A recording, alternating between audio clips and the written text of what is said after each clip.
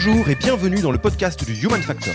Je m'appelle Alexis Eve et tous les mercredis, je vais à la rencontre des startups les plus véloces pour rentrer en détail dans les bonnes pratiques RH qui leur permettent de faire du facteur humain un levier de croissance plutôt qu'un risque. Partant du principe qu'on ne recrute pas uniquement donc une compétence chez nous, donc beaucoup d'entreprises, c'est commun de dire ça, mais... Le Human Factor, ce n'est pas qu'un buzzword, c'est aussi le nom de notre premier livre. Les clés de l'alignement entre associés, d'une organisation adaptée ou encore de la bonne relation à son travail. The Human Factor, c'est 100 pages de retour terrain des plus belles startups et de bonnes pratiques actionnables. Si vous voulez en savoir plus, allez tout simplement sur www.yaniro.co/book, B-O-O-K. On met le lien dans la description de l'épisode. Pour l'heure, je vous laisse avec l'invité d'aujourd'hui et vous souhaite une bonne écoute. Bonjour Yann, comment vas-tu ? Ça va très bien. Eh bien, écoute, Yann, merci d'avoir accepté notre invitation sur le podcast du Human Factor de Yaniro. Là, on a la chance d'enregistrer chez vous. Donc, on est dans les très jolis nouveaux locaux de Miro. Merci. Tous ceux qui ne sont jamais venus, j'espère que vous aurez l'occasion de voir ça parce que c'est quand même très beau. Donc, Yann, tu es Global Head of Talent de Miro. Ça consiste en quoi très précisément ? Ça consiste en être le garant du recrutement pour tous nos bureaux parce qu'on a de la présence internationale. Donc pour toutes les fonctions qui ont vocation à intégrer l'entreprise, donc via une équipe, on a une équipe de recruteurs en France et puis également dans les autres pays. Et je travaille également sur le volet culture depuis pas très longtemps. On a une culture qui est particulière et qu'on veut formaliser et diffuser. Et du coup, c'est moi qui m'occupe de tout ça. Et donc peut-être aussi, alors je pense qu'il y a assez peu de gens qui nous écoutent qui ne savent pas ce qu'est Miro, mais pour faire un pitch actualisé, comment on raconte Miro là ? Alors donc là on est en septembre 2020. Alors Miro, j'espère pas me planter, mais en fait on a vocation à aider les créatifs à vivre de leur passion en utilisant de la technologie, donc qu'on développe nous-mêmes. Donc on développe des outils pour ça et également par rapport à ça, on aide des clients donc internationaux de différents secteurs en leur proposant du contenu média. Voilà. Et alors, pour vous donner une petite idée, donc chers auditeurs, chères auditrices, donc Miro, ça existe depuis 2014. On compte à peu près 600 collaborateurs dans le monde. Sur quel pays ? On a de la présence donc en Europe, à Paris, à Barcelone. On est aux US également, à New York et Los Angeles. Et d'autres bureaux internationaux à Tokyo, Bangalore en Inde et il me semble que c'est Singapour. Voilà. Et donc pour soutenir cette croissance, Miro a levé donc successivement 15 millions en série A, 45 millions en série B et récemment 230 millions en série C en 2019. C'est bon ? J'ai rien loupé, tout est bon ? C'est bien ça. Bon, alors l'idée de cet épisode, ça va être de faire un épisode spécial recrutement, parce que donc, comme vous le savez, on est là pour partager les pratiques RH et le recrutement est un pilier fondamental de toute structuration RH dans une entreprise. Et l'idée, ça va être de se pencher un peu sur toutes les facettes du recrutement chez Miro, à la fois des socles fondamentaux qui portent le recrutement quotidien, donc 600, j'imagine que vous n'êtes pas arrivé du jour au lendemain, donc c'est quand même un effort continu, et peut-être se pencher sur des chantiers qui ont été mis en place à ton arrivée, parce que toi tu as rejoint l'aventure, et d'autres chantiers que tu as mis en place peut-être dans les 12 derniers mois et qui ont eu un impact très fort. On est parti sur ces bases-là ? C'est parti. Allez, écoute, on va commencer par le commencement.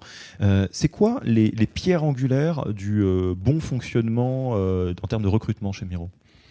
Je dirais que ce qu'on a essayé de mettre à la base de tout ça, ça a été de définir quel type de profil on voulait recruter. Et partant de ce constat-là, on a défini en fait une manière de fonctionner en accord avec les managers. Alors tous les profils qu'on recrute ici, il y a des fonctions très très diverses, mais on va dire que tout ce qu'ils ont en commun, c'est une facilité à travailler ensemble. Donc on y reviendra peut-être, mais chez Miro, les équipes travaillent beaucoup entre elles. Il y a beaucoup de connexions en fait entre les équipes, et pour ça, il faut des gens qui soient au-delà de leurs compétences pures, à l'aise avec ce fonctionnement, et puis savoir faire le grand écart en fait tout au long de leur journée en fonction de leur sujet. Et par rapport à ça, donc forcément donc scorecard auquel les managers sont au courant de ça, sont accompagnés en termes de recrutement, ceux qui sont amenés à recruter. Et voilà. Donc c'est ce socle-là, cette base-là qu'on a qu'on a essayé de donner et qui est connu maintenant aujourd'hui pour tous les managers qui recrutent chez nous. Et alors, quelle forme ça prend, cette base-là, typiquement pour les managers? On parlait un petit peu avant de lancer l'interview des principes qui ne sont pas exactement des valeurs, mais qui sont des piliers. Tu peux nous en dire deux mots? Ouais, en fait, on a typiquement la possibilité de... partant du principe qu'on ne recrute pas uniquement donc, une compétence chez nous, donc beaucoup d'entreprises, justement, c'est commun de dire ça, mais c'est très très vrai. On se garde la possibilité, en termes de recrutement, même quelqu'un qui est extérieur en fait, à l'équipe, à pouvoir mettre un veto si la personne qui est en process ne correspond pas exactement aux valeurs de l'entreprise. Et ça, en fait, c'est quelque chose qui est fait sur la base, donc, ouais, effectivement, donc, d'une scorecard et un petit test qui n'est pas un test, alors c'est un très mauvais mot, c'est un petit t'appelles fit culture, donc en fin de process, et qui n'est pas juste quelque chose pour faire joli, mais qui est vraiment quelque chose pour continuer et à engager la personne, et également à pouvoir se décider. Et on a déjà pu mettre le veto sur certains profils qui, je pense, techniquement auraient fait l'affaire, mais dont on avait la conviction qu'ils ne s'adapteraient pas forcément à notre culture d'entreprise. Et tu peux nous les lister, entre guillemets, ces principes? Tu les as de tête ou il y en a trop? Moi, j'ai du mal à me projeter là sur à quoi ça ressemble des principes. Ouais, en fait, c'est plus des questions, à dire, ouvertes sur ces principes-là. Vraiment, si on parle de ce qui permet de se décider.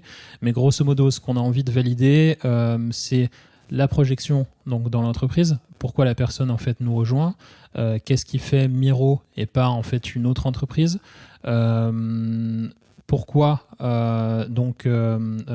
cette personne-là pourrait rejoindre l'équipe pour laquelle en fait qu'il est destiné à rejoindre, et puis également qu'est-ce qui fait que il ou elle peut être amené à passer une mauvaise journée ou une bonne journée au travail. Donc ça, c'est des choses qu'on valide par des questions qui sont précises, hein, forcément. Donc ça, cette typeform, je l'ai pas exactement en tête, mais la question est posée de la même manière en fait à tout le monde. Ça a vocation à aller en complément des entretiens qui se sont passés jusqu'à présent et à provoquer une discussion simplement aussi entre des fois un manager et puis son VP qui vont débattre en fait d'un recrutement avec l'œil extérieur de quelqu'un qui est là pour faire valider cette dernière étape et qui fait même pas forcément partie de l'équipe qui est concernée. Donc c'est un œil totalement neuf et qui va donner son avis sur la personne qu'on est amené à recruter. Et je pense que c'est assez sain, ça permet en tout cas d'être sûr et d'avoir un autre œil sur une autre équipe, comme tout le monde travaille ensemble ici. Donc ça, c'est en fait sur la partie s'assurer d'un culture fit, concrètement. Ouais. Et donc cette culture, tu me disais qu'elle est manifestée notamment par des principes qui sont connus de tous, c'est ça? Oui, en fait, on a nos valeurs d'ailleurs qui sont présentes dans nos annonces, dans la formation en fait à l'entrée. On est en train de les refondre et en ayant une vraie réflexion par rapport à ça et en essayant d'associer tous les collaborateurs. Donc ça, c'est prévu dans les prochaines semaines. C'est pour ça que c'est quelque chose qui va être amené à changer. Donc on ne se projette pas trop dans celle d'avant, c'est ça? Non, en fait, celle d'avant correspond à l'entreprise, mais l'entreprise a beaucoup évolué. Forcément, c'est une start-up qui, à la base, qui était une taille moyenne et qui a beaucoup recruté, qui a eu du vécu, et puis même là aujourd'hui on parle d'une boîte qui est complètement internationale, donc forcément ça a changé. Ce socle-là en fait il est toujours vrai pour nous, c'est toujours quelque chose sur lequel je pense l'immense majorité en fait des Mironautes se retrouve. Par contre, forcément, il va être amené à évoluer aussi au vu du contexte qui est international de la boîte. Et alors, petit point sur le choix de mots, parce que dans la culture, dans le macro-monde un peu de la culture en start-up, on parle beaucoup des valeurs comme outil. Et c'est la première fois que j'entends parler de principes. Ma question, c'est est-ce que les principes et les valeurs, c'est la même chose ou c'est deux outils qui sont différents? Ouais, je dirais. En fait, je dirais que des principes, ça peut être quelque chose qui a, en tout cas moi de mon point de vue, ça peut être quelque chose qui va être large. Par exemple, en termes en principe, on a tous vocation en fait à pouvoir partager son temps. En fait, chez Miro. Donc, ça peut être un principe, partager son temps, ça peut être pouvoir démultiplier son travail, sortir un peu du cadre de son équipe. Pour travailler en multi-équipe. Pour travailler en multi-équipe. Donc, ça peut être un principe pour moi. Par contre, une valeur, ça va vraiment être quelque chose qu'on va ancrer, qui va définir un petit peu ce que l'on est, ce que l'on fait ou on ne fait pas. Donc, forcément, ça peut être plus ou moins restreint, mais ça a vocation à englober, on va dire, aussi tous ces principes-là. Et les principes, ils sont du coup flottants, ou il y a une liste en bullet point des principes que tout le monde a vu à un moment donné? Ils sont implicites ou explicites, en fait? C'est ça ma question. Ah, d'accord. Là, par rapport à ça, je dirais que non, ils sont flottants, ouais, comme implicites, comme tu dis. Donc le but du jeu, c'est de les encapsuler dans les valeurs. Exactement.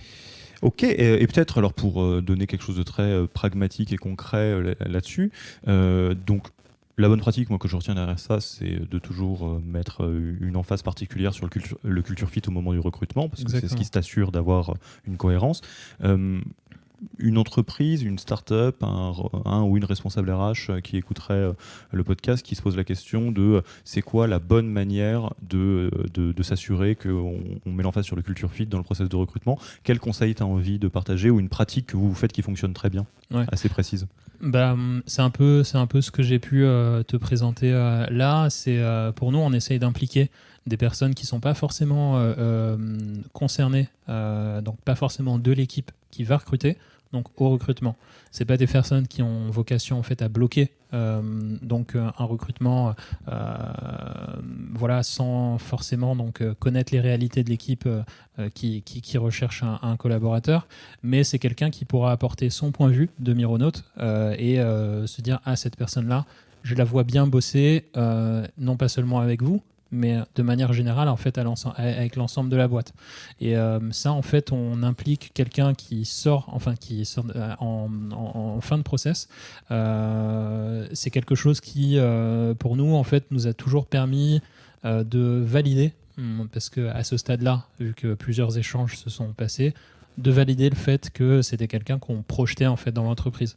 Donc c'est quelque chose que je pourrais conseiller, d'impliquer d'autres personnes. Après, on pourra peut-être voir comment ça se fait le plus rapidement possible, parce qu'un process, ça doit être efficace aussi, mais d'impliquer des personnes qui ont un œil large et pas uniquement une vision de qu'est-ce que cette personne doit faire au quotidien sur son travail. D'accord, donc là au niveau entre guillemets presque philosophique, et on va rentrer dans le concret juste après, c'est de dire le culture fit, c'est quelque chose qu'il faut évaluer comme le reste, et qu'une bonne manière de faire ça, c'est d'impliquer quelqu'un qui n'a pas de rapport direct opérationnel, je dirais, avec le candidat ou la candidate qui est en train d'être recruté, pour s'assurer que de toute façon il y a un fit, quoi. Quelqu'un qui n'est pas biaisé sur sa qualité de hard skill, etc., quoi. Exactement. Souvent ces personnes-là, parce qu'on a défini un groupe de personnes qui connaissent bien justement donc la culture de l'entreprise, qui sont relativement anciens et qui là pour le coup ont un spirit qu'on a pu définir comme étant celui qu'il faut ici pour s'épanouir, et ça pour le coup ces personnes-là elles-mêmes peuvent être amenées à travailler avec les personnes qu'on a recrutées sans forcément être dans leur équipe.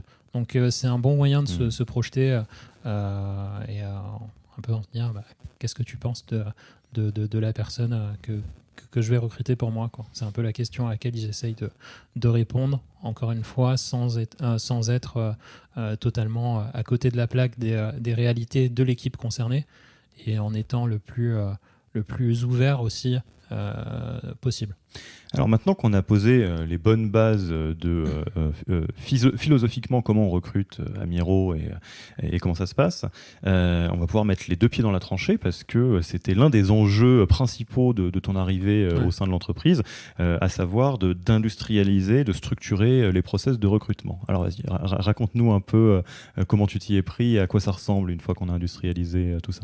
Sachant qu'au départ, en plus, on recrute pour un manager, puis un autre, et puis les besoins en fait ils s'étendent au fur et à mesure dans la boîte. L'idée ça a été tout de suite aussi d'identifier donc des personnes sur lesquelles je pouvais m'appuyer, qui étaient disponibles, qui aimaient ça aussi, parce que on se dit souvent, voilà, l'entreprise, elle doit donner envie aussi, et ça passe par les personnes que les candidats vont rencontrer. Et du coup, ça a été d'identifier en fait les personnes qui vont être un peu les référents recrutement, donc au sein des équipes. Donc ça, c'est déjà un travail, hein, parce que ça se nourrit de feedback d'entretien, hein, de moi, ce que j'ai pu faire. Je passais beaucoup d'entretiens en doublon au départ avec les managers concernés. Et une fois que ça c'était fait, là, on pouvait voilà, définir sur un process donc, qui est dont la base en fait est toujours la même, je dirais, et qui peut s'adapter en fonction des situations, des profils aussi plus ou moins expérimentés, des urgences, etc. Qui part forcément donc d'une rencontre, d'un échange avec un recruteur, un manager donc référent qui ou du moins donc un référent dans l'équipe qui va rencontrer en fait la personne donc individuellement. Des fois, c'est pas forcément donc le team lead, donc par exemple donc de l'équipe, et donc leur entretiens vont se suivre. Donc là, on est à l'entretien 2, c'est ça? On est à l'entretien 2. Entretien 1, c'est avec quelqu'un des RH. Ouais, quelqu'un des RH. Donc entretien 2 qui peut être regroupé, donc c'était ce que j'étais en train de dire, avec donc un manager et le team lead, ou alors un référent et puis le team lead, voilà. Et dernière phase, donc là, l'idée, ça a été aussi de pouvoir très rapidement définir quels étaient les tests, parce que les candidats ont vocation à être testés, ou des mises en situation, ou les cas pratiques, ou voilà. Ça part pas dans tous les sens, et ça a toujours vocation, voilà, à être constructif, et voilà. Mais moi, je trouve qu'il y a plusieurs intérêts à ça. C'est d'engager justement donc la personne qui est en process de recrutement, et puis aussi de l'avoir en situation, de la voir comment répondre par rapport à des cas concrets. Donc ça a pris une phase aussi, ça a pris un petit moment de définir ça, et de voir quels étaient les bons tests pour les bonnes équipes. Forcément, en plus, qui sont revus en fonction des process de la boîte qui changent. Tu peux nous en raconter quelques-uns, les tests? Comment on teste un sales, comment on teste un tech, etc. Ouais, alors les tests tech, je dirais que j'ai assez... Tu les vois de loin? J'étais là-dessus, je les vois de loin. Ce qu'on essaye de faire, justement, pour eux, le process est un peu différent, parce que les tests ont vocation à être au début, et après le premier échange donc avec le recruteur. Ils ont à compléter un test avec un temps imparti. Ils le font en général quand ils le souhaitent, mais à partir du moment où il y a un système qui permet de contrôler que la personne l'a fait dans le temps que la personne a pris pour le faire. Donc ça aussi, c'est cool pour engager, parce que si la personne prend ce temps-là, forcément ça n'a pas vocation à être interminable. Bah pour le coup, ça permet déjà d'être sûr qu'elle est intéressée. Donc ça, ça intervient au début de process. Ensuite, après, pour d'autres types de fonctions, je dirais qu'on est plus dans l'ordre de mise en situation, voire cas pratique, hein, ça peut différer. Pour des profils, par exemple, aux opérations chez nous, il peut y avoir de la revue de chiffres sur des tableaux, donner des indications, par exemple, donc qu'est-ce que je ferais dans tel type de situation après s'être mangé je ne sais pas combien de feuilles d'onglets sur Excel. Et pour un sales, ça peut être une situation donnée. Par exemple, typiquement, on est en fin de quarter, voici ton produit, le type de client que tu as envie d'attaquer, c'est celui-là. Comment est-ce que tu te débrouilles pour ou à rentrer en contact avec la personne, et si possible signer. Et là, par rapport à ça, l'idée, c'est pas de manière bête et méchante vraiment de s'attendre à des réponses spécifiques, mais plus de dégager des réflexes, et des gens par exemple qui vont prendre de l'information. On aime bien par exemple les sets qui nous disent ok, ça je suis peut-être je suis pas forcément au courant, mais je vais me renseigner, etc., etc. Dégager un peu cette approche-là. Et ça, c'est vrai pour toutes les équipes, même au customer service, il y a des tests chez nous, voilà. Qui est-ce qui les construit, ces tests? C'est les managers? Les managers. Oui. Les managers, et une grosse partie du boulot, ça a été de se poser avec eux, de voir quels étaient les tests pertinents pour leurs équipes, mais également, moi, avec mon recul et puis le recul de l'équipe recrutement, c'était de voir qu'est-ce qui était, comment dire, acceptable, si je peux dire, pour un candidat qui, au moment en fait, où il passe un test, on n'est pas la seule boîte sur le marché, on en a bien conscience. Il faut aussi prendre en compte le fait que voilà, un test doit être une étape du process, mais pas quelque chose qui va prendre des plombes et qui n'est pas concret surtout. Donc c'est un peu ça. Ok, donc là, dans mon process mental, là, on a 2 entretiens, Ouais. un test, une mise en situation, un cas pratique. Ensuite, que se passe-t-il? Ouais, ensuite après, ce Culture Fit qui intervient en toute fin de process.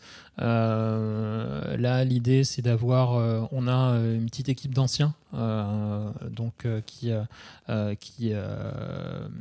a vocation à faire passer et donc ces anciens-là, en plus, n'ont pas vocation à, par exemple, à faire passer des entretiens sales pour un sales.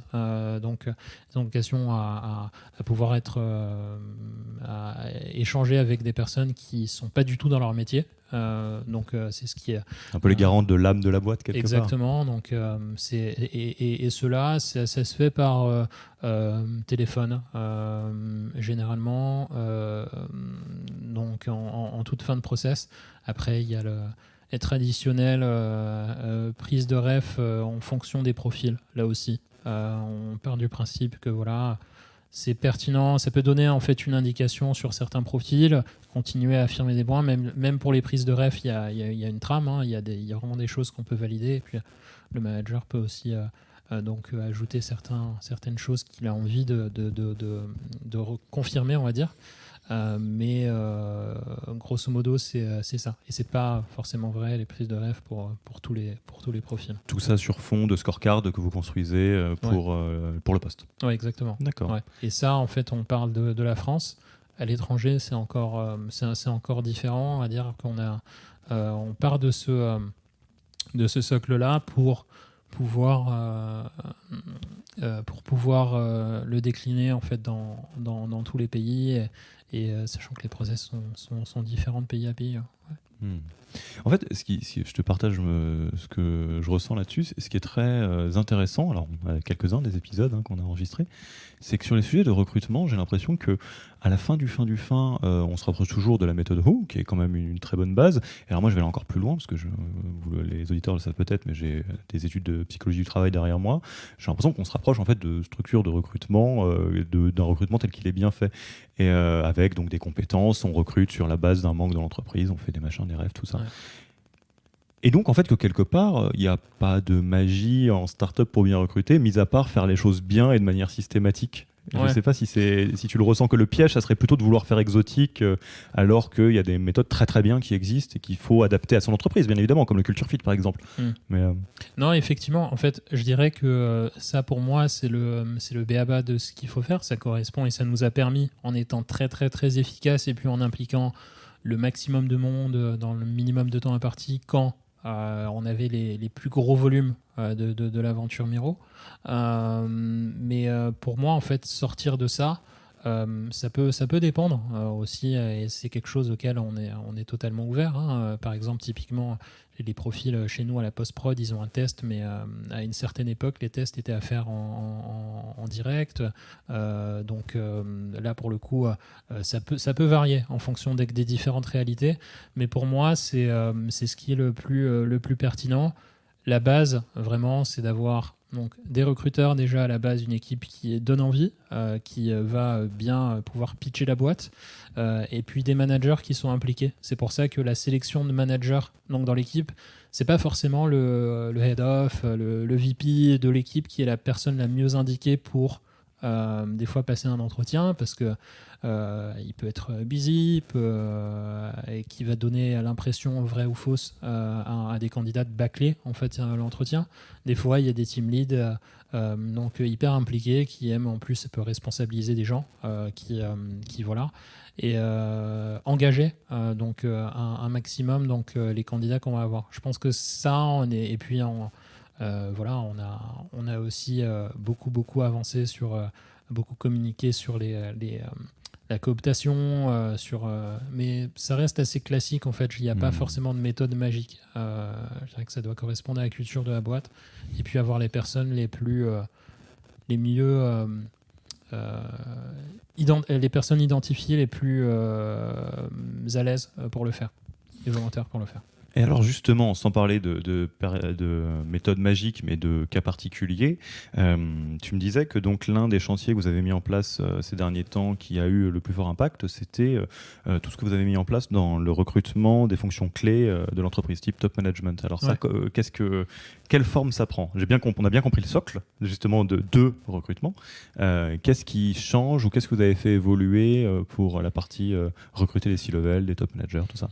Bah, là, pour le coup, par rapport à ça, il y a certains C-level certains types de métiers ou de certains types de profils pour lesquels on va moins passer en cas pratique, par exemple, que des prises de rêve ou des échanges au plus haut de la hiérarchie chez nous. On essaye d'avoir aussi, je dirais pas un collège de personnes qui peuvent intégrer, par exemple, donc des top managers, mais les faire double validé par des personnes qui vont être des pairs, donc par exemple au quotidien. Je donne un exemple, quelqu'un chez nous qui va recruter donc au légal, c'est intéressant de lui faire rencontrer un pair en finance. Et cette personne-là peut ou pas être à l'aise en fait avec le recrutement. Donc il va être accompagné par un recruteur pour pouvoir valider sur certains points quelqu'un avec qui ils auraient des relations de travail quotidiennes. Donc ça, c'est la chose qu'on a pu faire. Une autre chose aussi, ça a été d'établir donc des connexions en termes de recrutement de bureau à bureau. Parce qu'à une certaine époque, en fait, on recrutait des gens, dans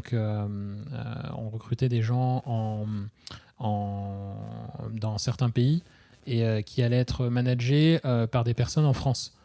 Et ça posait un gros problème parce que toutes ces personnes-là, en fait, elles ont du boulot déjà. En fait, elles ont leur charge de travail donc ici, mais qu'il faut pouvoir prendre le temps d'identifier. Surtout quand on lance en fait un bureau, c'est très important en fait.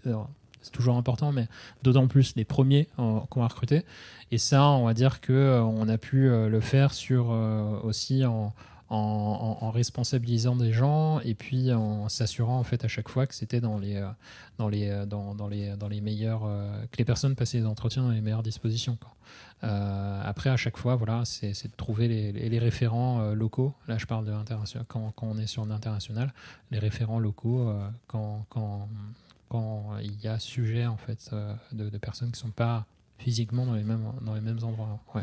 Et qu'est-ce que vous avez le plus changé ou fait évoluer dans ce chantier recrutement de top management dans ces derniers mois, enfin peut-être derniers 12 mois, qui a eu un impact quelque part, c'est quoi le level up que vous avez effectué sur ce sujet récemment ? Difficile à dire, comme effectivement ce type de manager-là, c'est pas des recrutements qui interviennent tous les jours. Déjà, on parle de tout ça, mais ça part d'une bonne sélection en fait au niveau des recruteurs, hein, toutes ces choses-là. Ensuite, après, oui, effectivement, faire asseoir des gens et puis impliquer au-delà de son équipe. Donc, je dirais que c'est un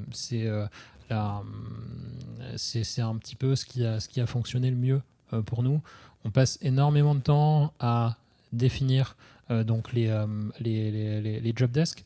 Et là, depuis un moment, ce qui a été défini aussi, ça a été une fiche de lancement de poste.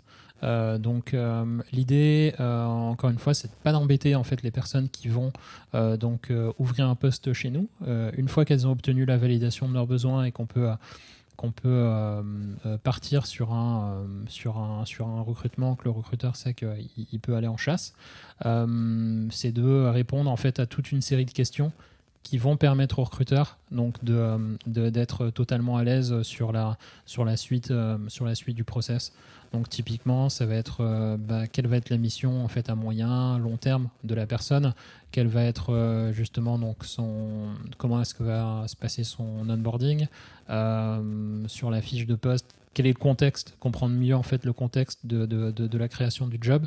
Et ça, je dirais que ça a encore plus de poids quand on recrute en fait un manager. Parce que les postes, les missions doivent être hyper bien définis pour avoir les personnes qui répondent le mieux aux besoins. Donc si je comprends bien, alors je prends un exemple fictif qui a priori ne parlera pas d'Amiro, mais c'est admettons que pendant les X dernières années, vous avez fonctionné avec un Chief Marketing Officer et un Chief Sales Officer, et que là vous passez un Chief Revenue Officer qui est quelque part un peu les deux. Il y a un vrai temps qui est très fort de dire en fait c'est quoi un Chief Revenue Officer, Amiro, qu'est-ce qu'on lui demande, c'est quoi ses missions, moyen, court, long terme, et après du coup peut-être mettre moins de poids dans le cas pratique et plus de poids dans la rencontre avec les bonnes personnes. Exactement, voilà. Donc ça c'est hyper important tout l'intérêt en fait d'avoir quelque chose qui noir sur blanc en fait soit marqué, soit connu en fait connu et validé entre le recruteur et puis le top manager qui va recruter cette personne-là. Donc on prend du temps pour pouvoir se poser là. Les recruteurs aussi se servent un petit peu de cette typeform qui est remplie par la personne qui va recruter chez nous pour pouvoir aussi challenger. Encore une fois, ça n'a pas vocation à un recruteur à bloquer en fait un recrutement, mais à pouvoir au moins lever certains points d'interrogation avant que le recrutement ne se lance et soit bancal en fait, je dirais. Et ça permet en tout cas de pouvoir éviter certaines erreurs afin d'y aller tout azimut, ou alors de pouvoir dire je vous l'avais dit quoi. Donc c'est toujours aussi quelque chose à voir quand on recrute.